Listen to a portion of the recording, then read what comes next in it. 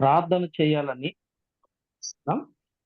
మరి దేవుని వాక్యం చెప్పడానికి శరీరం సహకరించినట్లు దేవుని సన్నిధిలో మీరు కూడా దయతో ప్రార్థన చేయాలని మనం చేస్తున్నాం. ప్రేమ నమ్మకం కలిగిన మా ప్రియ పరలోకపు తండ్రి, మా పరిశుద్ధుడా, మీ పాదాలకు వందనాలు స్తోత్రాలు చెల్లిస్తున్నాం. మీ కృపను బట్టి, కనికరాన్ని బట్టి మరొక బుధవారం మీ బిడ్డలతో కలిసి కొంత సమయం ఆరాధించడానికి, మీ పరిశుద్ధ వాక్యం ద్వారా ధ్యానించడానికి కృప నాకు ఇచ్చినందుకు స్తోత్రాలు తండ్రి. ఈ సమయం మీది, ప్రజలు మీ వారు, నేను మీ వాడని ప్రభువా. మీ స్వరం వినటానికి ఆశపడి మీ పాదాల దగ్గరికి వచ్చాను. దయతో నాతో మాతో మాట్లాడండి. మీరు మాట్లాడుతూ ఉండగా మీ బిడ్డలమైన మేము విని దీవించబడి కొరకు ఈ కృప దయచేయమని వేడుకుంటున్నాం. ఈ సమయాన్ని దీవెనకరంగా చేయండి. మీరే మాట్లాడి మాతో మహిమ పొందమని యేసు పరిశుద్ధ నామంలో ప్రార్థన చేస్తున్నాము తండ్రి. ఆమేన్. దేవుని వాక్యంలో నుండి కొన్ని మాటలు మనం జ్ఞాపకం చేసుకుందాం ప్రియులారా. దేవుని వాక్యంలో నుండి మొట్టమొదటిగా చూడండి, నిర్గమకాండం 13వ అధ్యాయం 43వ వచనాన్ని చదువుకుందాం. నిర్గమకాండం 12వ అధ్యాయము 43వ వచనాన్ని చదవండి. 12వ అధ్యాయము 43వ వచనం. మరియు యెహోవా మోషే అహరోనులతో ఇట్లనెను, ఇది పస్కా పండుగను గూర్చిన కట్టడ. అన్యుడెవడునూ దాని తినకూడదు గాని వెండితో కొనబడిన దాసుడు సున్నతి పొందిన వాడైతే దాన్ని తినవచ్చును. పరదేశీయు కూలి. మరొక మాట క్రొత్త నిబంధనలో నుంచి చదువుకుందాం. క్రొత్త నిబంధనలో నుంచి గలతీ పత్రిక, క్రొత్త నిబంధనలో నుంచి గలతీ పత్రిక 5వ అధ్యాయము 1వ వచనాన్ని విందాం. ఈ స్వాతంత్ర్యము అనుగ్రహించి క్రీస్తు మనలను స్వతంత్రులనుగా చేసి ఉన్నాడు. కాబట్టి స్థిరముగా నిలిచి మరల దాస్యమును కాడి క్రింద చిక్కుకొనకుడి. చాలమ్మా. చదివిన సహోదరికి నా ప్రత్యేక వందనాలు తెలియజేస్తున్నా. మనం ఈ పూట ఒక చిన్న అంశాన్ని జ్ఞాపకం చేసుకుందాం సందర్భాన్ని బట్టి. విడుదల పండుగ, ద ఫెస్టివల్ ఆఫ్ ఫ్రీడమ్, విడుదల పండుగ అనే చిన్న అంశాన్ని మనం జ్ఞాపకం చేసుకుందాం. విడుదల పండుగ, దాన్ని దేవుని సన్నిధిలో నేను ప్రార్థించినప్పుడు ఇశ్రాయేలీల పండుగల గురించి ధ్యానం చేయాలని ఇదివరకు మనం తలంచుకున్నాం. దాంట్లో మొదటి పండుగ పస్కా పండుగ. ఈ పస్కా పండుగ ప్రియులారా, పాత నిబంధనలో ఇశ్రాయేలీలకు, అలాగే క్రొత్త నిబంధన వెలుగులో మనందరికీ కూడా అన్వయించుకుంటూ కొద్ది మాటలు జ్ఞాపకం చేసుకుందాం రండి. మొట్టమొదట పస్కా పండుగ కదండి. 12వ అధ్యాయము 43వ వచనం నిర్గమకాండం. మరియు యెహోవా మోషే అహరోనులతో ఇట్లనెను, ఇది పస్కా పండుగను గూర్చిన కట్టడ. వినరా? పస్కా పండుగ ఏమండి? ఫీస్ట్ ఆఫ్ ప్యాసోవర్ అని ఇంగ్లీష్ లో ఉంది. ఫీస్ట్ ఆఫ్ ప్యాసోవర్ అంటే ప్రియులారా, ప్యాస్ ఓవర్, పస్కా అంటే అర్థం ప్యాస్ ఓవర్ అంటే అర్థం ఏంటంటే దాటి. దయచేసి మీరు జాగ్రత్త వినాలి, దయించి జాగ్రత్త వినాలని అందరూ దయచేసి అందరూ మ్యూట్ లో పెట్టుకోండి. మా దగ్గర వాళ్ళంతా మ్యూట్ లో పెట్టుకోండి. వినండి దయించి. పస్కా అంటే ప్యాస్ ఓవర్. ఏమండి, ఇంతవరకు మీకు తెలుసు బైబిల్లో, ఇంగ్లీష్ బైబిల్లో ప్యాస్ ఓవర్ అని ఉంటుంది. ప్యాస్ ఓవర్ అంటే అర్థం ఏంటంటే దాటిపోవుట. ఏం దాటిపోయింది? ఏం దాటిపోయింది అంటే, ప్రేమైన దేవుని బిడ్డలారా, రండి దేవుని వాక్యం నుంచి కొన్ని మాటలు మనం చదువుకుందాం రండి. మొట్టమొదటిగా దేవుని వాక్యంలో నుంచి కొన్ని మాటలు మనం చదువుకుందాం. నిర్గమకాండం 12వ అధ్యాయము 12వ వచనాన్ని చదువుదాం. 12వ అధ్యాయము 12వ రాత్రి నేను ఐగుప్తు దేశమందు సంచరించి ఐగుప్తు దేశమందలి మనుషులలోనే గాని జంతువులలోనే గాని తొలి సంతతి అంతయు హతము చేసి ఐగుప్తు దేవతలకందరికి తీర్పు తీర్చెదను. నేను యెహోవా. చదవమ్మా. మీరున్న ఇండ్ల మీద ఆ రక్తము మీకు గుర్తుగా ఉండును. నేను ఆ రక్తమును చూచి మిమ్మును నశింపచేయక దాటిపోయేదను. నేను ఐగుప్తు దేశమును పాడు చేయుచుండగా మిమ్ము సంహరించుటకు తెగులు మీ మీదికి రాదు. కాబట్టి రాదు. ఈ దినము కాబట్టి ఈ దినము మీకు జ్ఞాపకార్థమైనదగును. మీరు యెహోవాకు పండుగగా దానిని ఆచరింపవలెను. తరతరములకు నిత్యమైన కట్టడగా దానిని ఆచరింపవలెను. 7 దినములు. విన్నారు కదా, దాటిపోవుట అంటే ఏంటి అనేది మనం ధ్యానించుకోవాల్సిన అంశం. దాటిపోవుట, పాస్ ఓవర్. ఏం దాటిపోవుట అంటే దేవుని యొక్క సన్నిధానంలో ప్రియులారా, ఆదికాండం 15వ అధ్యాయంలో అబ్రహాముతో దేవుడు అన్నాడు. చూడండి, ఆదికాండ గ్రంథం 15వ అధ్యాయంలో అబ్రాముతో దేవుడు చెప్పిన మాట ఏం చెప్పాడు అంటే, ప్రియులారా చూడండి, 13వ వాక్యం 14వ వాక్యం. ఆయన నీ సంతతి వారు తమది కాని దేశమందు 400 ఏళ్ళు వీరిని దేశమందు వారికి దాసులుగా ఉందురు. వారు 400 ఏళ్ళు వీరిని శ్రమ పెట్టుదురు. వీరు ఎవరికి దాసులవుదురో ఆ జనమునకు నేనే తీర్పు తీర్చుదును. తరువాత వారు మిక్కిలి ఆస్తితో బయలుదేరి వచ్చుదురు. విన్నారా? కాబట్టి ఇశ్రాయేలీయులు అనగా అబ్రహాము సంతానం ఐగుప్తు దేశములో 400 సంవత్సరాలు దాసులవుతారు అని దేవుడు అబ్రహాముతో చెప్పారు. 400 సంవత్సరాలు కదండి. 15వ అధ్యాయంలో అదే ఉంది కదా, 400 ఏండ్లు అని ఉంది. అయితే ఇక్కడ ఐగుప్తు దేశములో ఇశ్రాయేలీయులు 430 సంవత్సరాలు దాసులయ్యారు. ఎవరికి దాసులయ్యారు? ఐగుప్తు రాజు అయిన ఫరోకు దాసులయ్యారు. ఐగుప్తు రాజు అయిన ఫరోకు దాసులయ్యారు. చూడండి, నిర్గమకాండం 13వ అధ్యాయము 3వ వచనం. మోషే ప్రజలతో ఇట్లనెను, మీరు దాసగృహమే అయిన ఐగుప్తు నుండి బయలుదేరి వచ్చిన దినమును జ్ఞాపకము చేసుకొనుడి. మిగిలిన భాగం మరలా చదువుకుందాం. ఏం జ్ఞాపకం చేసుకోమన్నాడండి? ఐగుప్తు దేశము నుండి. ఎట్లాంటి ఐగుప్తు దేశం అది? దాసగృహము. ఏమండి? దాసగృహము. ఆ ఐగుప్తు దేశంలోనట ప్రియులారా, వారు ఇనుప సంఖ్యల చేత బాధపరచబడ్డారట. ఏమండి? వారు ఇనుప సంఖ్యల చేత బాధపరచబడ్డారు. వారు దాసులయ్యారు. ఏమండి? పిల్లల్ని కనడానికి వారికి స్వతంత్రం లేదు. కడుపుకు తినడానికి స్వతంత్రం లేదు.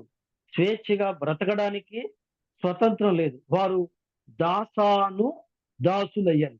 అటువంటి దాసత్వంలో ఉన్న వారిని ప్రియులారా దేవుడు చూచి ఏం చేశాడట? వారిని రక్షించడానికి దిగి వచ్చాను అని దేవుడు అంటున్నాడు. చూడండి, 3వ అధ్యాయము చూడండి, 3వ అధ్యాయము నిర్గమకాండం 3వ అధ్యాయము నిర్గమకాండం 7వ వాక్యం. మరియు యెహోవా ఇట్లనెను, నేను ఐగుప్తులో ఉన్న నా ప్రజల బాధను నిశ్చయముగా చూచితిని. పనులలో తమ్మును కష్టపెట్టు వారిని బట్టి వారు పెట్టిన మొరను వింటిని. వారి దుఃఖములు నాకు తెలిసే ఉన్నవి. కాబట్టి ఐగుప్తుల చేతిలో నుండి వారు విడిపించుటకును ఆ దేశములో నుండి విశాలమైన మంచి దేశమును కనగా కనానీయులు, హిత్తీయులు, అమోరీయులు, పెరిజీయులు, హివ్వీయులు, యెబూసీయులు నివాస స్థానమైన పాలు తేనెలు ప్రవహించు దేశమునకు వారిని నడిపించుటకు దిగి వచ్చి తిని. ఎందుకు వచ్చారు అంటే ఐగుప్తీయుల పెట్టిన బాధను ఆయన విన్నారు. విని మరి ఇశ్రాయేలీల కష్టాన్ని చూచి వారిని ఐగుప్తు ప్రజల చేతిలో నుండి, ఐగుప్తు బానిసత్వంలో నుండి విడిపించి పాలు తేనెలు ప్రవహించు కనాను దేశానికి వారిని తరలించడానికి వచ్చారట.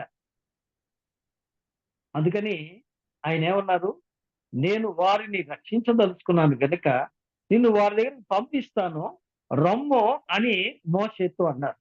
సరే, సమయం వృధా అవుతుంది కాబట్టి ప్రియులారా, దేవుడు వారి బాధను చూచి వారిని విడిపించడానికి దేవుడు మోషేను పంపించి ఎన్నో అద్భుత కార్యాలు చేశారు. మనకు తెలుసు, 10 తెగుళ్ళు పంపించారు. 10 తెగుళ్ళు పంపించి ఫరోను హెచ్చరించి ఎన్నో చేసి వారిని విడిపించడానికి వారిని పంపించమని ఐగుప్తు రాజైన ఫరోకు హెచ్చరిక ఇచ్చారు. కానీ అతను వినలేదు. కడమ ఆఖరిగా దేవుడు ఏం చేయదలుచుకున్నాడంటే, ప్రియులారా, ఐగుప్తు దేశములో ఆయన ఒక ఘోష తయారు చేయడానికి ఇష్టపడ్డాడు. ఏమిటి అంటే, ఐగుప్తీయుల యొక్క తొలి సంతానాన్ని చంపడానికి ఆయన ఇష్టపడ్డారు. అందుకనే ఆయన ఒక ప్రణాళిక ఏర్పాటు చేశారు. ఎందుకు? ఇక్కడ మనం చదువుకున్నాం కదండి, నేను ఐగుప్తు దేశమును పాడు చేయుచుండగా 13వ వచనం, మిమ్మును సంహరించుటకు తెగులు మీ మీదికి రాకుండా కదండి. ఐగుప్తు దేశం మీద ఆయన తెగులు పంపించి ఐగుప్తీయులకు తీర్పు తీర్చి ఇశ్రాయేలును విడిపించడానికి ఆ తెగులును అనగా మరణ దూతను పంపించినప్పుడు ప్రియులారా, ఆ మరణ దూత వీరికి తగిలి వీరి గృహాల్లో ప్రవేశించి వీరిని చంపకున్నట్లు దేవుడు ఒక ప్రణాళిక ఏర్పాటు చేశాడు. ఆ ప్రణాళిక ఏమిటి అంటే ప్రియులారా, పస్కా పశువు కదండి. పస్కా పశువు చూడండి, 21వ వచనం, నిర్గమకాండం 12వ అధ్యాయము 21వ వచనం. కాబట్టి మోషే ఇశ్రాయేలుల పెద్దలందరినీ పిలిపించి వారితో ఇట్లనెను, మీరు మీ కుటుంబముల చొప్పున మందలో నుండి పిల్లను తీసుకొని పస్కా పశువును వధించుడి. ఏం చెప్పారండి? మీరు పస్కా పశువును వధించు. నేను క్లుప్తంగానే వెళ్తున్నా, సమయం చాలా వృధా కాకూడదని కదండి. పస్కా పశువును వధించమన్నారు. ఎందుకు అంటే ఆ పస్కా పశువు యొక్క రక్తము కదండి. ఇప్పుడు మనం 13వ వచనం చదువుతాం, మీరున్న ఇండ్ల మీద ఆ రక్తము మీకు గుర్తుగా ఉండును. ఏ రక్తము? ఆ పస్కా పశువు యొక్క రక్తము. రండి ఇప్పుడు 22వ వచనం, నిర్గమకాండం 12వ అధ్యాయము 22వ వచనం చదువమ్మా. మరియు హిస్సోపు కుంచె తీసుకొని పళ్ళెములోనున్న రక్తంలో దాని ముంచి ద్వారబంధపు పైకమ్మికిని 2 నిలువు కమ్ములకును పళ్ళెములోని రక్తమును తాకింపవలెను. తరువాత మీలోనెవరును ఉదయము వరకు తన ఇంటి ద్వారము నుండి బయలు వెళ్ళకూడదు. యెహోవా విన్నారా? ఏం చేయమన్నారు? ఆ గొర్రె పిల్లను వధించి, ఇంకా కొన్ని మాటలు, ఆ గొర్రె పిల్ల ఎలాంటిది అంటే ఆ గొర్రె పిల్ల ఎలాంటిదండి? 12వ అధ్యాయము 6వ వాక్యం, నిర్దోషమైన ఏడాది మగ గొర్రె పిల్ల. విన్నరా? నిర్దోషమైన ఏడాది మగ గొర్రె పిల్ల. గొర్రె పిల్లను తీసుకొని వధించి రక్తమును గిన్నెలో ఓర్చి ఆ రక్తమును కుంచెతో తీసుకొని ఏం చేయమన్నారండి? మీ ఇళ్ళ ద్వారముల బంధకములకు 2 నిలువు కమ్ములకు పైనున్న అడ్డ కమ్మికి పూసుకోమన్నాడు. అలా పూసుకుంటే ఏం చేస్తారట? నేను ఆ రక్తమును చూచి, 13వ వచనం, నేను ఆ రక్తమును చూచి మిమ్మును నశింపజేయక దాటిపోయేదును. వినరా? కాబట్టి వారిని రక్షించడానికి ఆ మరణ దూత చేతిలో నుంచి వారిని రక్షించడానికి నంబర్ 1. తరువాత ఐగుప్తీయులందరినీ చంపటానికి, వారిని ఐగుప్తు నుంచి విడిపించడానికి దేవుడు ఏర్పాటు చేసిన ఒక గొప్ప ప్రణాళిక ఏంటి అంటే పస్కా పశువు. ఈ పస్కా పశువు ఎవరండి? గొర్రె పిల్ల. దేవుని బిడ్డలారా, ఐగుప్తీయులను బానిసత్వం నుండి విడిపించడానికి, ఆ బానిసత్వం నుండి విడిపించి పాలు తేళ్లు ప్రవహించు దేశానికి వారిని రప్పించడానికి వారి విడుదల కొరకై ఏం చేశారండి? పస్కా గొర్రె పిల్లను, ఏమండి, మరణమును దాటింప చేయు గొర్రె పిల్ల. అర్థమైందండి? ఇప్పుడు మనం ఒక మాట జ్ఞాపకం చేసుకోవాలి. అందుకని క్రొత్త నిబంధనలో యోహాను సువార్త 1వ అధ్యాయము 29వ వాక్యంలో మనం చదువుతాం కదా. ఏం చదువుతాం? యోహాను నడుచుచున్న యేసును చూపించి ఏమన్నారండి? ఇదిగో లోక లోక పాపములు మోసుకొని పోవు దేవుని గొర్రె గొర్రె. పిల్ల. ఎవరటండి? లోక పాపములు మేసుకొని పోయు గొర్రె పిల్ల.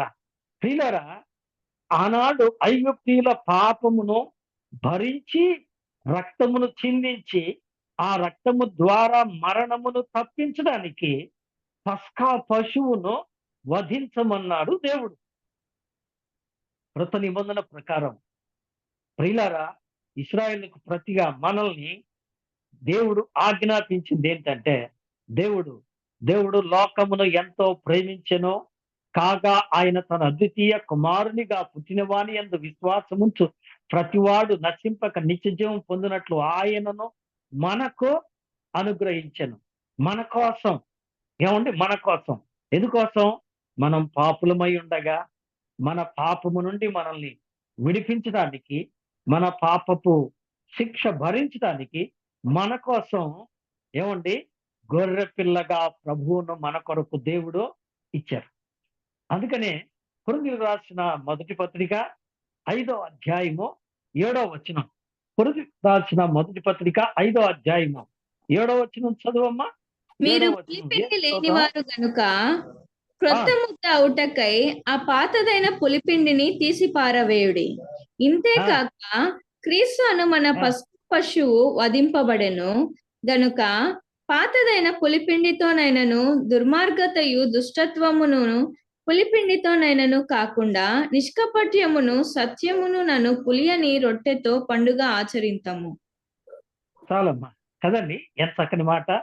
క్రీస్తును మన పస్కా పశువు, ఏమండి, వారి కొరకు ఆనాడు మనం వాక్యంలో చూస్తే ఇవన్నీ ఏంటి చెప్పండి? ఇవి ఛాయారూపకములు. కొలస్సీ పత్రిక 2వ అధ్యాయము 16వ వచనం. ఇది రాబో వాటి యొక్క ఛాయారూపకము మాత్రమే అని అక్కడ ఉంది. అయితే నిజ స్వరూపము క్రీస్తులో ఉంది కదండి. కాబట్టి ఛాయారూపకంగా ఆనాడు పస్కా గొర్రె పిల్లను వధించమని ప్రభువారు చెప్పారు. ఆ గొర్రె పిల్ల రక్తముతో వారు మరణ దూతను తప్పించుకున్నారు. ఐగుప్తీయుల చేతుల నుంచి విడిపించబడ్డారు. ఐగుప్తు నుంచి బయటపడ్డారు. మరణమును వారిని దాటిపోయిన దినం. ఆ దినం ఏం చెప్పండి? మరణము వారిని దాటిపోయిన శుభదినం. కనుకనే ఇది మీకు కట్టడా. ఏంటంట? ఇది మీకు కట్టడా. అందుకే అంటాడు, ఇది యెహోవాకు పస్కా బలి అని 26వ వచనంలో అంటాడు కదండి. అది ఇది పండుగగా ఆచరించాలి. ఇది మర్చిపోకూడదు.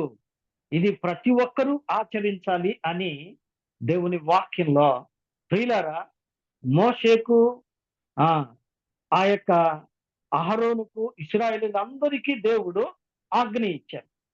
ఎందుకని అంటే మనం ఇదివరకే చదివాం. మోషే ప్రజలతో ఇట్లనేను 13:3 మీరు దాస గృహమైన ఐగుప్తు నుండి బయలుదేరి వచ్చిన దినమును జ్ఞాపకం చేసుకున్నాడు. యెహోవా తన బాహుబలము చేత దానిలో నుండి మిమ్మల్ని బయటికి రప్పించెను. వినరా? బానిసత్వంలో నుంచి బయటికి తీసుకొచ్చాడు. దాసత్వంలో నుంచి బయటికి తీసుకొచ్చాడు. అలాగే ప్రియులారా, క్రీస్తు మన కొరకు పస్కా పశువుగా వధించబడి మన కోసం, మన పాపముల కోసం ఆయన శిక్ష విధించబడ్డాడు. రండి, రోమీయులకు రాసిన పత్రిక అండి 6వ అధ్యాయము. రోమీయులకు రాసిన పత్రిక 6వ అధ్యాయము 17వ వచనాన్ని నేను చదువుతున్నాను. చూడండి, 17, 18 వచనాలు. రోమా పత్రిక 6వ అధ్యాయము 17, 18 వచనాలు.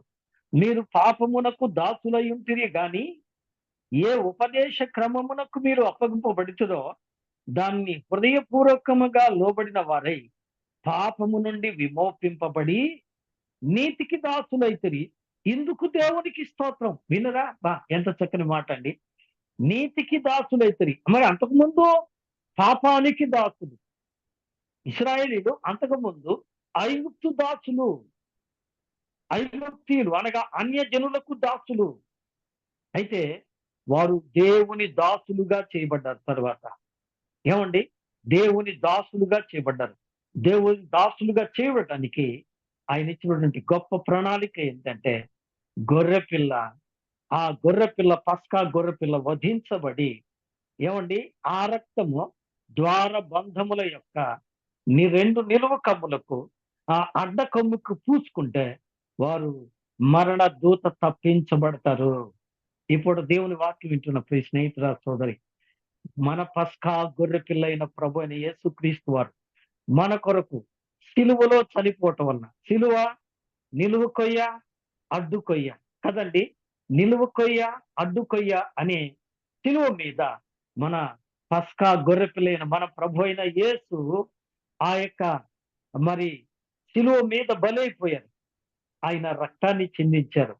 ఆ రక్తం, ఆయన కుమారుడైన యేసు రక్తం ప్రతి పాపము నుండి మనలను విడిపించును కదండి.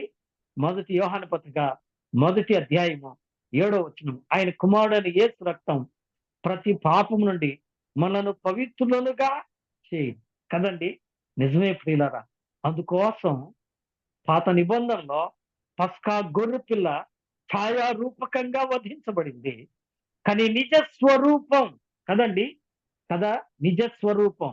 కొలసీ పత్రిక 2వ అధ్యాయము 16వ వాక్యం చదవండి. కొలసీలకు రాసిన పత్రిక 2వ అధ్యాయము 16వ వాక్యం. కాబట్టి స్తోత్రం. అన్నపానముల విషయంలో పండుగ, అమావాస్య, విశ్రాంతి దినము అను వాటి విషయంలోనైనను మీకు తీర్పు తీర్చ ఎవరికి అవకాశం ఇవ్వకుడి. ఉమ్, 2 ఇవి రాబో వాటి ఛాయే గాని నిజ స్వరూపము క్రీస్తులో ఉన్నది. అతి అది నిజ స్వరూపము, రాబో వాటి యొక్క ఛాయారూపకమే కానీ నిజ స్వరూపము ఏమండి దేంట్లో ఉంది? క్రీస్తులో ఉంది. కాబట్టి అవి ఛాయారూపం. ఎందుకని? ఎబ్రీ పత్రిక 10వ అధ్యాయంలో ఉంది కదండి. ఎడ్ల యొక్కయో మేకల యొక్కయో రక్తము పాపమును తీసివేయుట అసాధ్యం. అది ఛాయ, అది ఛాయ అంతే. కానీ నిజ స్వరూపం, నెరవేర్పు యూదులకు కానీ ఇశ్రాయేలులకు కానీ అన్ని జనులైన మనకు కానీ పాప విమోచనము, పాపము నుండి విడుదల, ఏమండి, నరకము నుండి విడుదల, మోక్షానికి మార్గం ఎవరి వలన? మన పస్కా పశువైన, పస్కా గొర్రె పిల్లైన క్రీస్తు ద్వారా జరిగింది. అందుకనే మనం ఇందాక చదివాం కదండి గలతీ పత్రికలో, క్రీస్తు మనలను స్వతంత్రులనుగా చేశారు. ఎలా చేశారండి? క్రీస్తు మనలను స్వతంత్రులుగా చేశారు. అలాగైతే క్రీస్తు మనలను స్వతంత్రులుగా ఎలా చేశారు అంటే, పాపమునకు దాసులైన మనల్ని, ఇప్పుడు రండి రోమాపత్రిక 6వ అధ్యాయము 19 నుండి మరలా చదువుతాను. మీ శరీర బలహీనతను బట్టి మనుష్య రీతిగా మాట్లాడుచున్నాను. ఏమనగా అక్రమము చేయుటకై అపవిత్రతకును అక్రమమునకును మీ అవయవములను దాసులనుగా ఎలాగో అప్పగించుతురో, అలాగే పరిశుద్ధత కలుగుటకై ఇప్పుడు మీ అవయవములను నీతికి దాసులుగా అప్పగించబడుతుంది. మీరు పాపమునకు దాసులై ఉన్నప్పుడు నీతి విషయమై నిర్బంధము లేని వారై ఉంటుంది. అప్పటి క్రియ వలన మీకేమి ఫలము కలిగను? వాటిని గురించి మీరిప్పుడు సిగ్గుపడుచున్నారు కదా. వాటి అంతం మరణమే. అయినను ఇప్పుడు పాపము నుండి విమోచింపబడి దేవునికి దాసులైనందున పరిశుద్ధత కలుగుటయే మీకు ఫలము, దాని అంతము నిత్య జీవము. దేవుని నామానికి స్తోత్రం. దేవుడు ఎంత గొప్ప విడుదల ఇచ్చాడండి. పాప దాసత్వము నుండి, పాప దాసత్వం నుండి, అంటే పాపము వలన వచ్చు జీతము మరణము, దాని అంతము, వాటి అంతము మరణమే. అయితే మరణములో నుండి, పాపములో నుండి, పాపానికి దాసులైన మనల్ని పాప దాసత్వము నుండి విడిపించి నీతికి దాసులనుగా చేసి, పరిశుద్ధులుగా చేసి, కదండి, దేవునికి దాసులనుగా చేసి ఏం చేశారండి? ఏమండి? నిత్య జీవానికి వారసులుగా చేశారు. ఎలా చేశారు? పరిశుద్ధులుగా. ఈ పరిశుద్ధ ఎలా వచ్చింది? పేతురు రాసిన పత్రికలో మనం చదువుతాం. పేతురు రాసిన మొదటి పత్రిక కదండి, మొదటి అధ్యాయం 18వ వచనం. పితృపారంపర్యాచారమైన మీ వ్యర్థ ప్రవర్తన వలన మీరు విమోచింపబడలేదు కానీ నిర్దోషమును, నిష్కలంకమును, గొర్రె పిల్ల వంటి క్రీస్తు రక్తము వలన మీరు ఏం చేయబడ్డారు? విమోచింపబడ్డారు, పరిశుద్ధపరచబడ్డారు. ఆ గొర్రె పిల్ల రక్తము ద్వారా విమోచింపబడ్డారంటే దాటిపోయింది, మరణం దాటిపోయింది. ఏమండి? మరణము నుండి విడిపించబడ్డాం. ఇదే విడుదల పండుగ. దేవుని నామానికి స్తోత్రం. దేవుడు మనల్ని పాపానికి దాసులు, యేసయ్యే చెప్పారు. యోహాను సువార్త 8వ అధ్యాయం 34 కదా, ఏం చెప్పారండి? పాపము చేయు ప్రతివాడు పాపమునకు దాసుడు. అయితే కుమారుడు మిమ్ములను స్వతంత్రులనుగా చేయును కదండి. కుమారుడు అనగా క్రీస్తు ఏం చేస్తారంటండి? పాప దాసత్వం నుండి విడిపించి నీతికి దాసులుగా చేశారు. ఆ నీతిగా దాసులుగా చేయడానికి ఆయన చేసిన ప్రక్రియ ఎంత గొప్పదండి. అందుకే అక్కడ అన్నారు, ఆ గొర్రె పిల్లను వధించేటప్పుడు ఆ గొర్రె పిల్ల ఒక్క ఎముక కూడా విరగకూడదు. ఏమండి? ఆ గొర్రె పిల్లను ఒక్క ఎముక కూడా విరగకూడదు. దాని రక్తం అంతయు కట్టాలి. ఆ రక్తం ద్వారబంధకములకు పూసుకోవాలి. దాని మాంసమును చేదు కూరలతో తినాలి. ఇంకా అక్కడ చాలా ఉన్నాయి, సమయం వృధా అవుతుంది. మీరు 12వ అధ్యాయం చదువుకోండి. అక్కడ తినాల్సిన విధానం చెప్తూ వచ్చారు. ఏం చెప్పారు? మీరు చేదు కూరలతో వాటిని తినాలి. అంతేకాదు, మీరు ఏం చేయాలి? పొంగని రొట్టెలతో. ఏ రొట్టెలట? పొంగని రొట్టెలతో. పొంగని రొట్టెలతో. అందుకనే 17వ వచనం, నిర్గమకాండం 12వ అధ్యాయం 17వ వచనం, పులియని రొట్టెల పండుగను మీరు ఆచరింపవలెను. ఈ దినమందే నేను మీ సమూహమును ఐగుప్తు దేశం నుండి వెలుపలకు రప్పించితిని గనుక మీరు మీ తరములన్నిటిలో ఈ దినమును ఆచరింపవలెను. ఇది మీకు నిత్యమైన కట్టడ కదండి. అంటే ఆ దినాన్ని పురస్కరించుకొని జరుపుకునే పండుగ 2 పేర్లు. ఒకటి పస్కా పండుగ, 2 పులియని రొట్టెల పండుగ. ఇప్పుడు ఇంకో విచిత్రం చూపిస్తాను నేను. చూడండి, మరల మనం వెనక్కి వద్దాం. లూకాసు వార్త 22వ అధ్యాయము మొదటి వాక్యం విందాం. లూకాసు వార్త 22వ అధ్యాయం. పస్కా అనబడిన పులియని రొట్టెల పండుగ సమీపించెను. ప్రధాన యాజకుడు ఇక్కడున్న మాట గమనించారా? ఇక్కడ ఏముంది? పస్కా అనబడిన పులియని రొట్టెల పండుగ. యూదుల పండుగల్లో వరుసలో ఇవి 2 వరుసగా వస్తాయి. మొదటిది పస్కా పండుగ, రెండవది పులియని రొట్టెల పండుగ. ఈ రెంటికి ప్రాధాన్యత ఏంటి అంటే, ఆయన ఐగుప్తు నుండి విడిపించారు, మరణమును దాటిపోయేటట్లుగా చేశారు. అందుకని అంటాడు, దాసగృహమైన ఐగుప్తు దేశము నుండి మిమ్మును విడిపించిన దేవుని యొక్క గొప్ప కార్యాన్ని జ్ఞాపకం చేసుకుని మీరు ఈ పండుగను చేయాలి. ఎలా చేయాలండి? పులియని రొట్టెలతో పండుగ చేయాలి. పులియని రొట్టెలు.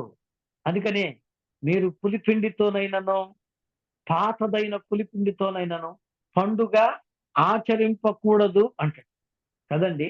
ఏమిటా పాతదైన పులిపిండి? ఇందాక మనం చదివాం. దుర్మార్గతయు దుష్టత్వమును అను పాతదైన పులిపిండిని తీసి పారవేసి క్రొత్త ముద్ద అవుటకై. గమనిస్తున్నారా?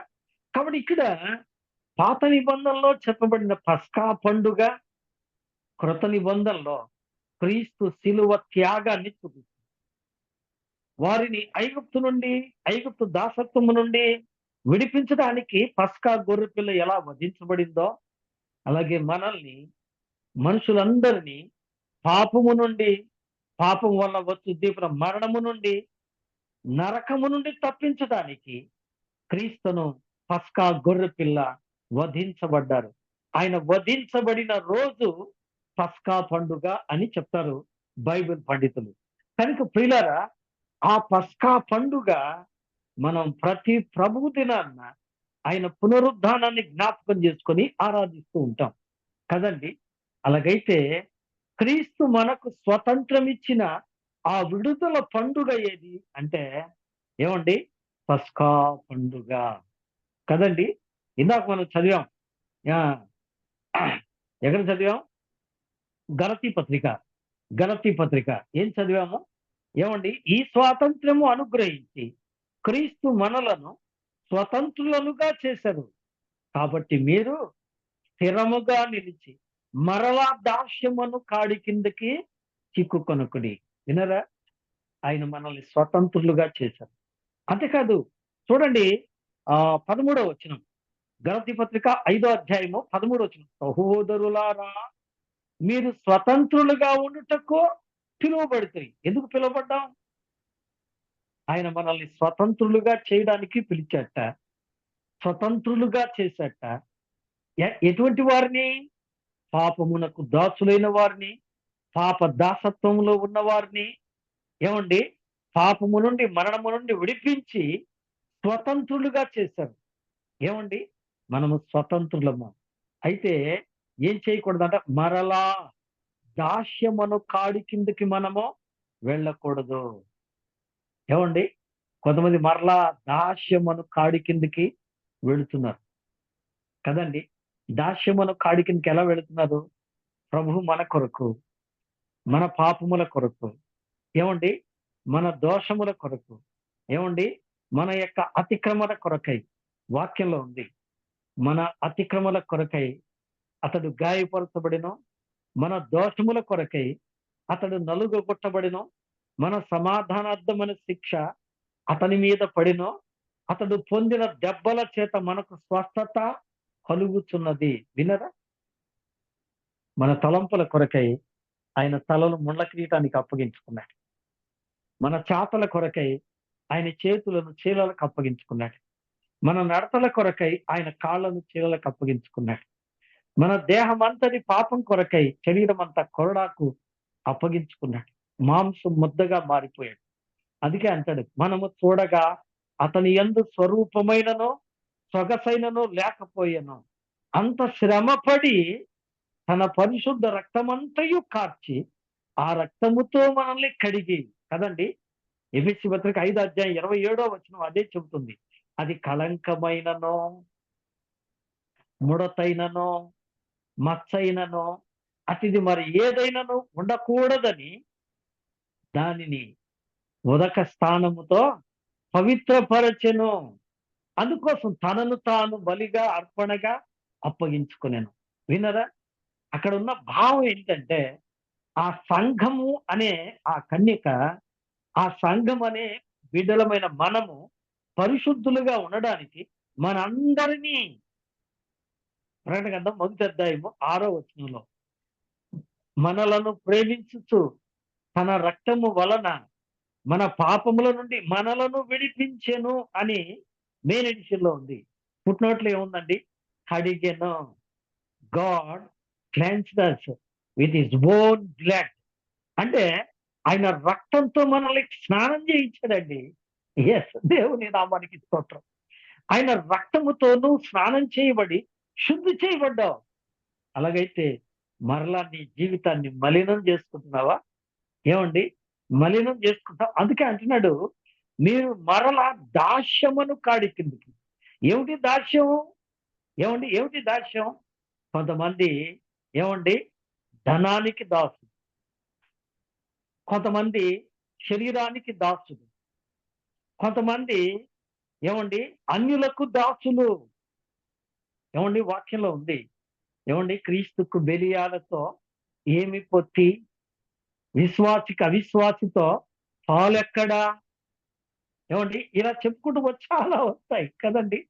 కాబట్టి మనము ఆయన రక్తముతో స్నానము చేయబడి శుద్ధి చేయబడ్డాం. మనం పవిత్రపరచబడ్డాం. మనం స్వతంత్రులుగా చేయబడ్డాం. ఇక మన మీదకి దాసత్వానికి అవకాశము లేదు. మనం స్వతంత్రులం. ప్రభు మనల్ని స్వతంత్రులుగా చేశాం. ఈ స్వాతంత్ర్యమును కదండి. ఇప్పుడు రండి. గలతీ పత్రిక 5వ అధ్యాయము 13వ వాక్యం కంటిన్యూషన్. సహోదరులారా, మీరు స్వతంత్రులుగా ఉండుటకు పిలువబడుతుంది. అయితే ఒక మాట, ఆ స్వాతంత్రమును శరీర క్రియలకు హేతువు చేసుకొనక ప్రేమ కలిగిన వారై ఒకనికొకడు దాసులై ఉండుడి. వినరా? ఆ స్వాతంత్రమును ఏమండి? ఆ స్వాతంత్రమును శరీర క్రియలకు ఏం చేస్తున్నారు? హేతువు చేస్తున్నారు. ఏమండి? క్రైస్తవత్వం అనేది ఇప్పుడు ఒక రిజర్వేషన్ అయిపోయింది కదండి. నిజమే. ఇంతకుముందు ఒకసారి ఒక సంఘటన విన్నా. తర్వాత ఆశ్చర్యం వేసింది. నిజమే అండి. ఏంటంటే బీఈడీలో సీట్ కావాలి అంటే ఏమండి? బ్యాప్టిజం సర్టిఫికేట్ తెచ్చుకుంటే సీట్ దొరుకుద్దంట. అందుకోసం ఒక ఆయన, నాకు తెలిసిన ఆయన అన్యుడు, విగ్రహారాధికుడు, తన బిడ్డకు ఏం చేశాడు తెలుసా అండి? బీడులో సీట్ సంపాదించడం కోసం ఈ సర్టిఫికేట్ తీసుకొచ్చాడు. కన్వర్ట్ టు క్రిస్టియన్ అనే సర్టిఫికేట్ తీసుకొచ్చాడు. అంతేకాదు అనేకమైన రిజర్వేషన్, అనేకమైన లోన్ల కోసం ఆయన దాన్ని ఉపయోగించాడు. కానీ ఆయన విగ్రహారాధికుడు. వినరా? క్రైస్తవత్వం ఎలా ఉపయోగించబడుతుంది అంటే చాలా ఘోరమైన కదండి. అప్పుడు అటువంటి వారు ఏం చేస్తున్నట్టు? దేవుని నామానికి అవమానం చేస్తున్నట్ట. ఏమండి? ఏం చేస్తున్నట్టు చెప్పండి. అందుకే ఇక్కడ అంటాడు, అయితే ఒక మాట, ఆ స్వాతంత్ర్యమును శరీర క్రియలకు హేతువు చేసుకొనక. దేనికి చెప్పండి? శరీర క్రియలకు హేతువు చేసుకోవాలి. ఎందుకో తెలుసండి? ఈ స్వాతంత్ర్యం ఎలా వచ్చిందో ఒక్కసారి ఆలోచిస్తే, ఇప్పుడు స్నేహితుడా, ఒక్కసారి వచ్చిన సంఘటన నేను జ్ఞాపకం చేస్తా. పరిశుద్ధ గ్రంథంలో ప్రభు చనిపోయి పునరుద్ధానుడై ఆదివారమున శిష్యులకు కనిపించారు. వారందరినీ ఆశీర్వదించారు. మీకు శాంతి కలుగును గాక అన్నారు. వారికి ఆయన గాయాలు చూపించి చెప్పిన తర్వాత వారు సంతోషించి ప్రభువును స్తుతించారు. తరువాత తోమా గారు వచ్చి ఏమండి? తోమా గారు వచ్చి తోమా యేసు ప్రభు వారు వచ్చారు, నువ్వు చూసావా ఎంత గొప్పగా ప్రభు ఎంత బాగున్నారో? ఎలా ఉన్నాడు అంటే ఆ గాయాలు అట్లా ఉన్నాయండి. అట్ట ఉంటాయి. నేను నమ్మను అన్న. ఏమండి? ఆయన శిష్యుడే నమ్మడట. ఏమండి? చాలా మంది క్రైస్తవ పేర్లు పెట్టుకున్న వారే వాక్యాన్ని నమ్మరు, దైవ సేవకులు నమ్మరు కదండి. నిజమే. అసలు వాక్యాన్ని నమ్మరు. చాలా ఘోరమైన సంగతి. ఇప్పుడు ఆయన, ప్రియులారా, నేను నమ్మను. అలాగైతే నువ్వు నమ్మాలి అంటే మేమేం చేయాలంటే, మీరు కాదు చేసేది, నేను చేస్తా. ఏంటి? ఆయన కదా వస్తే ఆయన గాయములలో వేలు పెట్టి చూడాలి అని. ఓహో అలాగా, అట్టయితే ఆయన వచ్చినప్పుడు చూద్దాంలే అన్నారు వాళ్ళు. ఆయన ఒకరోజు రానే వచ్చారు. ప్రభువారు వచ్చి వారికి కనపడి వారిని ఆశీర్వదించి ప్రభువారు అన్నారు, తోమా ఇటు వచ్చి నా ప్రక్కలో వేలు పెట్టి చూడు, విశ్వాసి అయి ఉండవు, అవిశ్వాసి కావద్దు అన్నాడు. ఇప్పుడు ఒక ప్రశ్న, తోమా ప్రక్కలో వేలు పెట్టి ఉంటాడా లేదా? ఏమండి? ఆలోచించండి. తోమా యేసయ్య ప్రక్కలో వేలు పెట్టి ఉంటాడా లేదా? ఒకవేళ వేలు పెట్టి ఉండబట్టే అక్కడ రాయబడ్డ మాట ఏంటంటే, నీకు అందరూ తెలుసు కనుక నేను వచనాలు చదివించట్లా కదండి. అక్కడ రాయబడ్డ మాట ఏంటంటే, ఏం చెప్పండి? ప్రభువా, నా దేవా అన్నాడు. ఆ మాట ఎంత ఉద్రేకంతో వస్తుందంటే, ఆయన మామూలుగా క్యాజువల్ గా, ఎందుకు అంటే ఆయన ఎలా ఉన్నాడు? మహిమ దేహంతో ఉన్నాడు కావాలో అనుకుంటున్నాడు. ఎందుకంటే చనిపోయిన వారికి మామూలు శరీరం ఉండదు కదా. అందుకని ఆయన ఉద్దేశం ఏంటి? ఆయనకి రక్త మాంసంలు ఉండవు, ఆయనకి గాయాలు ఉండవు, ఆయన ఆత్మలాగా ఉంటారు, గాలిలాగా ఉంటారు అని అనుకున్నాడు ఆయన. అలాగైతే ఇప్పుడు ఆయన వేలు పెట్టగానే ఆయన వేలుకి ఏం తగిలినట్టు చెప్పండి? వెచ్చని యేసయ్య రక్తం. ఆ వేలుకి ఆ రక్తం తగలగానే ఆ వెచ్చదనానికి ఒళ్ళు గగురు పొడిచింది. అందుకనే నా ప్రభువా నా దేవా నీ నామమును స్తుతించెదను, నీ నామమును స్తుతించెదను నా ప్రభువా. ఒళ్ళు గగన పురిచి ఏమండి, నా ప్రభువా ఆ దేవా అని ఆ 2 మాటలు. అయ్యా పొరపాటు అయిపోయింది, ఏదో తొందరపడి అన్నానండి అన్నాడా అండి? ఇంకేం మాట్లాడలేకపోయాడు. ఎందుకంటే ఆ సంఘటన, ఆ అనుభూతి గగురు పొడిచింది. ప్రియ స్నేహితుడు, సోదరి, నీవు క్రైస్తవుడు కావడానికి యేసయ్య వెచ్చని చిక్కని పరిశుద్ధ శ్రేష్ఠ రక్తం నీ కొరకు దారపోసడం సంగతి యు నో నీకు తెలుసా అండి? నీవు క్రైస్తవుడు కావడానికి, నీవు స్వతంత్రుడవు కావడానికి ఈ స్వాతంత్రము అనుగ్రహించి, ఏమండి అంత చక్కని మాట, ఈ స్వాతంత్రము అనుగ్రహించి క్రీస్తు మనలను స్వతంత్రులుగా చేశాడు. ఏమనుగ్రహించాడు చెప్పండి? ఏమనుగ్రహించాడు? ధవళవర్ణుడు, రత్నవర్ణుడు, 10,000 మంది పురుషులలో గుర్తింపగలిగిన సౌందర్య కలిగిన దేవుడు, మనుషులెవరు సమీపించరాని మహా తేజస్సు కలిగిన దేవుడు స్వరూపము సొగసు లేని కురూపిగా మారిపోయాడు. ఏ పాపం ఎరుగని ఆయన, కొరింథీ పత్రికలో మనం చదివాం కదండి, 2 కొరింథీ పత్రికలో ఆయన మన కొరకు పాపముగా చేయబడ్డాడు. ఏమండి? పాపముగా చేయబడ్డాడు. అంతేకాదండి ప్రియ స్నేహితులారా, ఆయన మన కొరకు శాపమాయను, శాపగ్రాహి అయ్యను. ఆయన శిలువ మీద మనుషులు చూచినప్పుడు ఎలా ఉన్నాడు? ఆయన కాల్చిన ఒక మాంసము ముద్దలాగా అయిపోయాడు. ఎందుకోసం? నిన్ను స్వతంత్రుడుగా చేయడానికి. ఈ స్వాతంత్రం అంత తేలిగ్గా రాలేదండి. ఈ స్వాతంత్రము అంత తేలిగ్గా రాలేదు. ఏదో ప్రార్థన చేసుకుంటే, ఏదో పొరపాటుగా పాపాలు ఒప్పుకున్నాములే అనుకుంటే కదండి. ఒక ఆమె ప్రభు నమ్ముకుంది, బాప్తిసం పొందింది. ఆ తర్వాత ఏం జరిగింది అంటే, మీ స్నేహితులారా, కొన్ని దినాలకు మరలా ఆమెకు దయ్యం వచ్చింది. అంతకుముందు దయ్యం పడితేనే ప్రభు నమ్ముకుంది. ఏమండి? ప్రభు నమ్ముకున్న తర్వాత మరలా ఆరాధనకు వస్తుంది, బాప్తిసం పొందింది, ఆరాధన చేస్తుంది. కానీ దయ్యం మళ్ళా వచ్చింది. ఏమ్మా ఏం సంగతి, ఎందుకు నువ్వు ఇలా చేశావు అంటే, ఆమెలో ఉన్న దయ్యం అన్నది, నీ బిడ్డ ఇదిగో గుడి దగ్గర పలారం తిందే, స్వాతంత్రములోనికి వచ్చిన నీవు మరలా పలహారానికి దాసుడువా?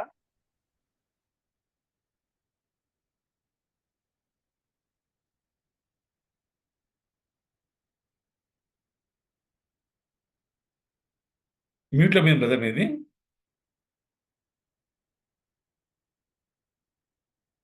ఆలోచన చేస్తే ప్రియులారా, గమనించండి, దేవుని వాక్యంలో నుంచి మనం గమనిస్తే ఆయన మన కోసం ఎంత గొప్ప త్యాగం చేశాడండి. ఎంత గొప్ప త్యాగం చేశాడు. ఆ గొప్ప త్యాగము చేయడానికి ఆయన మన కోసం ఏమండి మాంసం ముద్దలాగా కాల్చబడ్డాడు. ప్రియులారా, ఇప్పుడు ఆ దయ్యము ఆమెలో ఉండి అంటుంది, మీ బిడ్డ గుడి దగ్గర పలారం తింది అని. సరే, ప్రార్థన చేశారు, సంఘం అంతా ప్రార్థన చేసి దయ్యం వెళ్ళిపోయిన తర్వాత, ఏం తల్లి నువ్వు ప్రభువు నమ్ముకున్నావు, పాపాలు ఒప్పుకున్నావు కదా, మరలా ఎందుకు ఈ పని చేసావు? నేనెప్పుడు ప్రభువు నమ్ముకున్నా, నేనెప్పుడు పాపాలు ఒప్పుకున్నాను అందా. అదేంటమ్మా, ఎందుకు అలా చేసావు అని? ఏం లేదు, శ్యామలమ్మ చెప్పింది. ఏం చెప్పిందమ్మా? యేసు ప్రభు నేను పాపిని అను అంది. నేను పాపిని అన్నాను. జాగ్రత్త సుమా. ఏమండి, ఆమె చెప్పింది, అయిపోయింది, వాళ్ళు బాప్తిసం ఇచ్చారు. ఇలాగే నమ్ముకున్నావా? ఇది సంపూర్ణ స్వతంత్రం కాదు. నిజంగా నీలో మారు మనసు కలిగి పాపం ఒప్పుకొని విడిచిపెట్టి రక్షణ పొందితే పాపమునకు నీవు చనిపోతే, ఏమండి, మనము పాపముల విషయమై చనిపోయి నీతి విషయమై జీవించితే అది నిజమైన రక్షణ, పాప క్షమాపణ. అందుకొరకు ఏమండి, మనం పాపముల విషయమై చనిపోయి నీతి విషయమై జీవించినట్లు ఆయన తానే తన శరీరమందు మాను మీద మన పాపాలని మోస్తున్నాడు కదా. అలాగైతే అలాగైతే ఏమండి, ఆమె ఆమె చెప్పింది నేను చెప్పాను అంతే, అంతకుమించి నాకేం తెలియదు. జాగ్రత్త. ఈ స్వాతంత్ర్యం, ఆయన ఈ స్వాతంత్రం అనుగ్రహించి క్రీస్తు మనలను స్వతంత్రులుగా చేశాడు. కాబట్టి ఈ స్వాతంత్రాన్ని నీవు జాగ్రత్తగా నిలుపుకోవాలి. అందుకోసం ప్రతి ప్రభు దినాన్న కొందరు నెలకోసారి చేస్తారు, కొందరు 6 నెలలకు ఒకసారి చేస్తారు.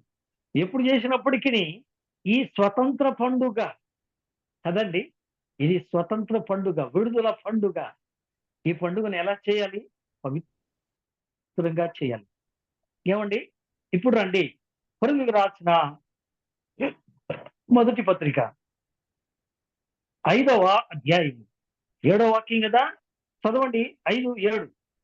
మీరు మొదటి పులిపిడి కొరింథీ లేని వారు గనుక క్రొత్త ముద్ద అవుటకై ఆ పాతదైన పులిపిడిని తీసి పారవేయుడి. ఇంతేకాక క్రీస్తు అను మన పస్కా పశువు వధింపబడెను గనుక ఆ. పాతదైన పులిపిండితోనైనను దుర్మార్గతయు దుష్టత్వములను పులిపిండితోనైన కాక నిష్కాపట్యమును సత్యములను పులియని రొట్టెతో పండగ ఆచరింతము. ఇప్పుడు గమనించండి, పండగ ఎలా ఆచరించాలి? పాతదైన పులిపిండి.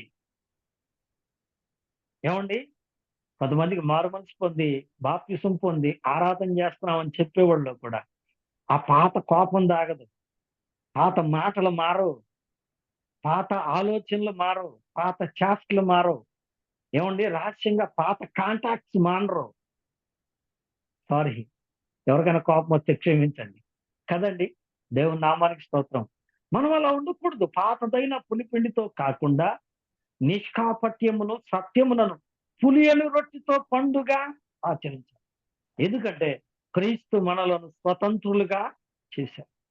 మరలా మనం ఆ పాపానికి దాసులమో కాకూడదు, ఆ లోకానికి మనం దాసులమో కాకూడదు. దేవుని బిడ్డలారా, చివరి మాట చెప్పి నేను ముగిస్తా. చివరి మాట, ప్రియులారా, వారు ఐగుప్తు నుండి విడిపించబడ్డారు.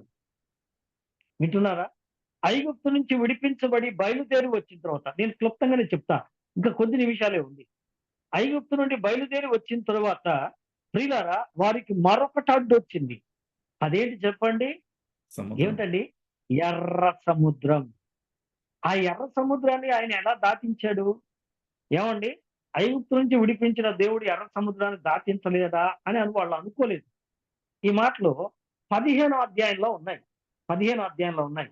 మీ తర్వాత చదువుకోండి. వాళ్ళు అంటున్నారు, మమ్మల్ని ఇక్కడ చంపడానికి తీసుకొచ్చారా?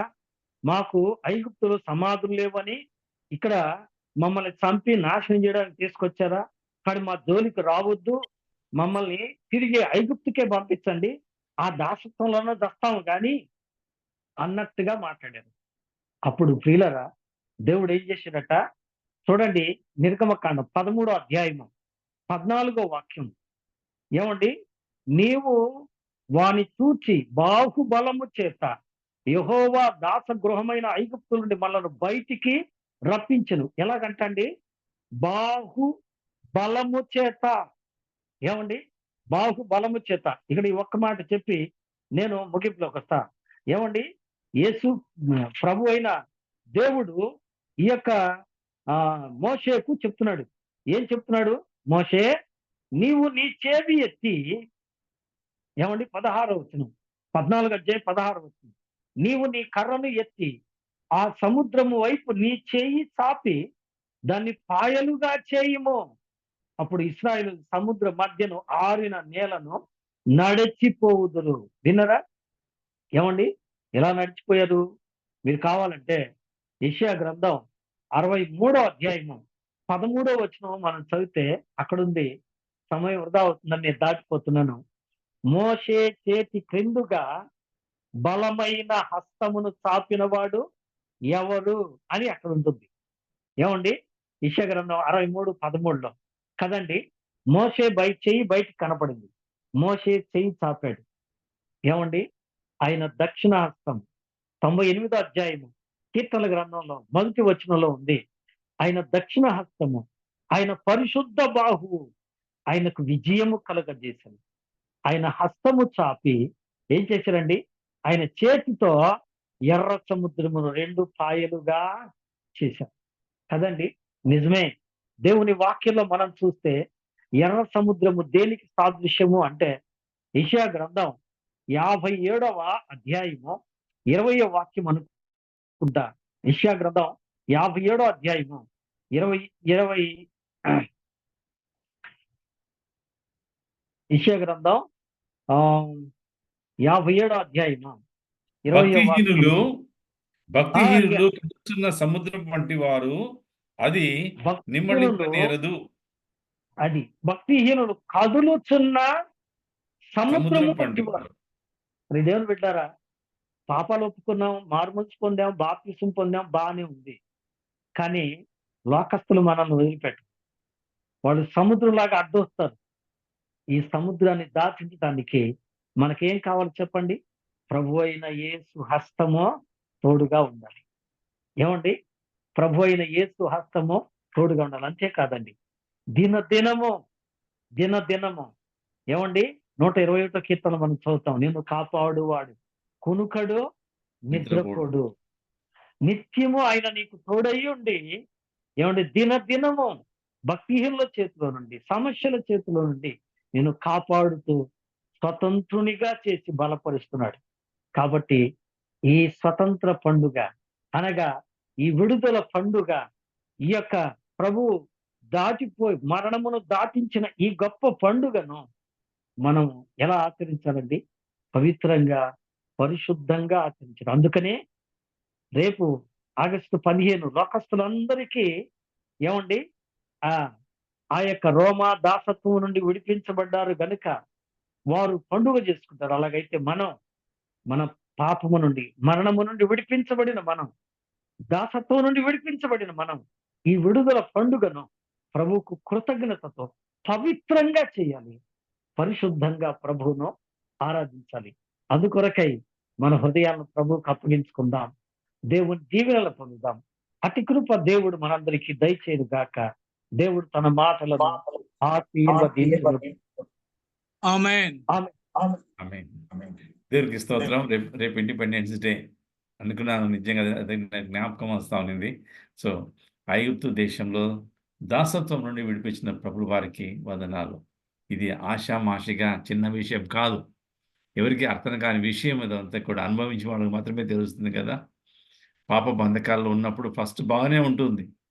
ఆ తర్వాత దానివల్ల వచ్చే శాపము, దాన్ని భరించడము చాలా ఇబ్బందిగా ఉంటుంది. కుటుంబాలు పతనం అయిపోతాయి, నాశనం అయిపోతాయి. అటువంటి దాసత్వం నుండి ఆయన పాపముగా చేయబడి తన స్వంత రక్తం ద్వారా గొర్రెపిల్ల మన పాపాలన్నీ భరించి ఇచ్చిన క్షేమాన్ని బట్టి, శాప విమోచనను బట్టి మన ప్రభువు వారికి మనం ఏమిచ్చి మన రుణం తీర్చుకోగలము? ఒక్కసారి మనం ప్రార్థన చేసుకుని చూడగా మనం పరీక్షించుకుందాం. ఆ విధంగా కృతజ్ఞత కలిగి ఉన్నామా? పాపానికి తిరిగి మన బాధితులు అవుతున్నామా? అనేకమైన శరీర కార్యాలను స్వేచ్ఛను, స్వాతంత్రాన్ని ఆస్పదం చేసుకొనక అని మాట రాయబడింది. ప్రవచన స్వేచ్ఛను ఆస్పదం చేసుకుని శరీర కార్యాలకు మరి బానిసమైపోతున్నామా? లేకుంటే నీతికి మనం సాధనగా అప్పచెప్పుకున్నామా? ఒకసారి మనం ఆలోచించుకుందాం. ఓ తీర్మానం చేసుకుందాం. ప్రభు రాకడ సమీపంగా ఉండగా అటువంటి తీర్మానాన్ని స్థిరపరచలాగిన మన కోసము దైవజనులు ప్రార్థన చేస్తారు. ఆ తర్వాత దీవెనలతో ముగించుకుందాం. ప్రార్థన చేసుకుందాం. దయచేసి రికార్డింగ్ ఆపండి. ప్రార్థన చేసుకుందాం. ప్రేమ నమ్మకం కలిగిన మా ప్రియ పరలోక తండ్రి, పరిశుద్ధుడా, మీ పాదాలకు వందనాలు, స్తోత్రాలు చెల్లిస్తున్నా. మీ కృపను బట్టి, కనికరాన్ని బట్టి మరొక బుధవారం మిమ్మల్ని ఆరాధించుకుని కృపించేందుకు స్తోత్రాలు. దయగల తండ్రి, మరి నిజంగా నాడు ఐగుప్తులో బానిసత్వంలో ఉన్న ఇశ్రాయేలు ప్రజలను విడిపించడానికి మీరు నాయనా పస్కా పశువును వధించి దాని రక్తము ద్వారా మరణ దూతను తప్పించి వారిని నాయన మరి మన్నపు దూత దాటిపోవుట ద్వారా నాయన పస్కా గొర్రెపిల్ల పస్కా పశువు మరణం ద్వారా మీరు మరణమును తప్పించి నాయన ఐగుప్తు బానిసత్వం విడిపించి వారిని రక్షించినందుకై స్తోత్రాలు.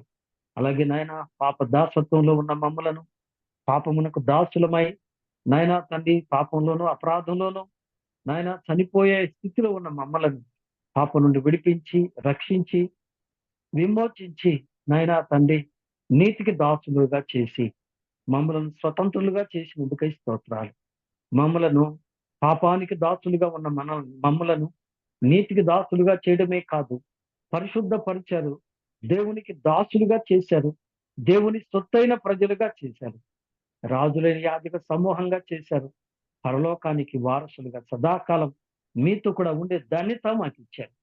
ఇంత గొప్ప విడుదల, మీ గొప్ప కార్యాన్ని జరిగించిన ఈ యొక్క స్థితిని జ్ఞాపకం చేసుకుంటూ ఈ విడుదల పండుగల గురించి మా ప్రభువా మేము మాట్లాడుకునే కృప మాకు ఇచ్చేందుకు స్తోత్రాలు. అయితే ఈ గొప్ప విడుదలను మేము ఆషామాషిగా తీసుకొని నాయన మరలా పాపానికి దాసులమై, మరలా లోకానికి దాసులమై, మరలా దాసత్వపు కాడి కిందకు వెళ్లకుండా పరిశుద్ధంగా ఉండడానికి మాకు సహాయం చేయండి.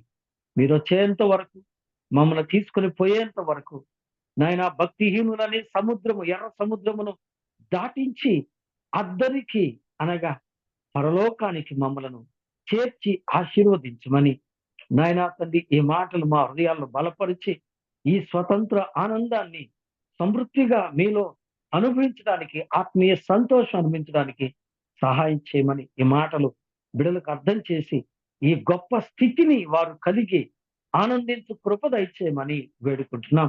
అలాగే నాయన మా మధ్యన రోగులను, బలహీనలను, అనారోగ్యస్తులను జ్ఞాపకం చేసుకోండి. స్వస్థత, విడుదల, ఆరోగ్యము దయచేయండి. ముఖ్యంగా నీ దాసుడు ప్రభువా మా తండ్రి మా ప్రభు సామేలు వరప్రసాద్ గారిని, వారి కుటుంబాన్ని, వారి బిడ్డలను, అయ్యా తండ్రి విజయమ్మ గారిని, ఇంకా నాయన కొంతమంది నాయన హృద్రోగులను, షుగర్తో బాధపడుతున్న వారిని, నాయన తండ్రి పక్షవాతంతో బాధపడుతున్న వారిని జ్ఞాపకం చేసుకొని స్వస్థపరచమని వేడుకుంటున్నాం. అంతేకాదు నా తండ్రి ప్రభువా మీ కొందనాలు, మీ బిడ్డలు మా ప్రభువా మరి కుటుంబంలో సమస్యలతో, నాయన గొడవలతో, ఇదిగో నాయన ఆర్థిక ఇబ్బందులతో బాధపడుతున్న వారిని జ్ఞాపకం చేసుకుని బలపరచమని ఆశీర్వదించమని వేడుకుంటున్నాం. అలాగే తండ్రి నీ సన్నిధానంలో మా ప్రభువా వివాహం కొరకు ఎదురు చూస్తున్న బిడ్డలకు మంచి భాగస్వామును దయచేయండి. ఉద్యోగాలకు ఎదురు చూస్తున్న వారికి మంచి ఉద్యోగాలు దయచేయండి. ప్రభువా చదువుకునే బిడ్డలను ఆశీర్వదించండి. వృధాపంలో ఉన్న వారిని కనికరించండి. నాయన ముదిమి వచ్చే వరకు ఎత్తుకుంటానన్నా కాపాడండి. దైవ సేవకులను, వారి కుటుంబాలను, వారి బిడ్డలను, వారి సంఘాలని దీవించమని బ్రతిమలాడి వేడుకుంటున్నాం. ఈ పరిచర్యను కంటిన్యూస్ గా నాయన నడిపిస్తున్నాను ఈ దాసుడు సర్వోత్తమ గారిని, తల్లి గారిని, నాయన కుమారుని, కోడలను దీవించి ఆశీర్వదించమని వేడుకుంటున్నాం. అలాగే నాయన ఇది ఈ పరిచర్యను నాయన ప్రభువ మరి టెక్నికల్ గా నడిపిస్తున్న నీ బిడ్డలు నాయన సునీల్ గారిని, సుధీర్ గారిని, ప్రభువ వారి టీం అంతటిని, వారి కుటుంబాలని, వారి బిడ్డలను జ్ఞాపకం చేసుకుని ఆశీర్వదించమని, బిడ్డలతో కలిసి నేను కూడా కొంత సమయం నీ వాక్యాన్ని ధ్యానించుకొని ప్రార్థించుకునే కృప నాకు కూడా ఇచ్చేందుకు స్తోత్రాలు. బలహీనతలో ఉన్నాను ప్రభువ, ఈ దినం నాయన ఈ కార్యక్రమానికి రాలేను అనుకున్నాను, అయితే కృపిచ్చి నడిపించారు తండ్రి. నాకు మంచి ఆరోగ్యం దయచేయండి అయ్యా. మీ పని కొరకు నడిపించండి. ఎక్కడ ఓడిపోకుండా, బలహీన పడకుండా కాపాడమని బ్రతిమలాడి వేడుకుంటున్నాం. ఈ పరిచర్యను ఇంకా అభివృద్ధి పరచండి. అనేక ఆత్మలకు సంతోషకరంగా చేయండి. దీవించమని మరలా రేపటి దినం కొరకై మమ్మల్ని అందరినీ సిద్ధపరచమని వాక్యం వింటున్న దాసుడు మార్కయ్య గారిని మంచి ఆరోగ్యం దయచేయండి. ఆపరేషన్ చేయించుకున్నాడు నాయన, ఆ యొక్క మరి వెన్నెముక బాగా సెట్ అవ్వడానికి, ఆరోగ్యంగా ఉండడానికి సహాయం చేయండి. తన బిడ్డలను, వారి మన సంతానం కూడా దీవించమని వేడుకుంటూ మా రక్షకుడును విమోచకుడైన యేసయ్య పరిశుద్ధ నామంలో ప్రార్థించి వేడుకుంటున్నాము తండ్రి. వెళ్ళకుండా మనల్ని కాపాడుటకు శక్తిగల మన రక్షకుడైన తండ్రి దేవుని నుండి, మన ప్రభు అయిన యేసుక్రీస్తు నుండి, పరిశుద్ధాత్మ తండ్రి యొద్ద నుండి కృపయు కనికరమును, ఆశీర్వాద ఐశ్వర్య దీవెనలను సదాకాలము మనందరికీ తోడై ఉండి ఆశీర్వదించును గాక.